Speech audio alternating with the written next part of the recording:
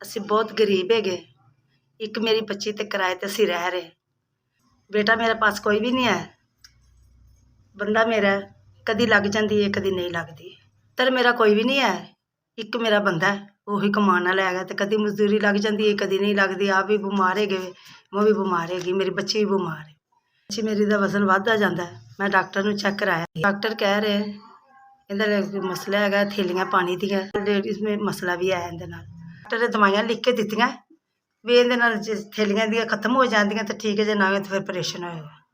Operation कित्थों करावां? साढ़े नीवें बीवी की पता नहीं दवाई किस तरह आती तो किस तरह नहीं आती हैगी। एक मेरी बेटी है बस, कमाने वाला कोई भी नहीं है। सानू आसरा कोई नहीं है किसी का भी, अल्लाह का ही आसरा है। बेटी हैगी,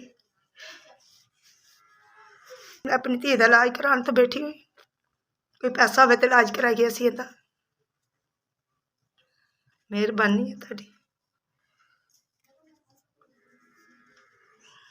बच्ची के इलाज च इन्हां कोई मदद करो साडे नाल, असीं इन्हां दी दवाई लेनी है। अस्सलाम वालेकुम। तुहानू खुश रखे तो बात रखे अल्लाह मियां, तुहानू तुहाडे बच्चिआं नू भी ते तुहानू भी अल्लाह मियां तंदरुस्ती देवे।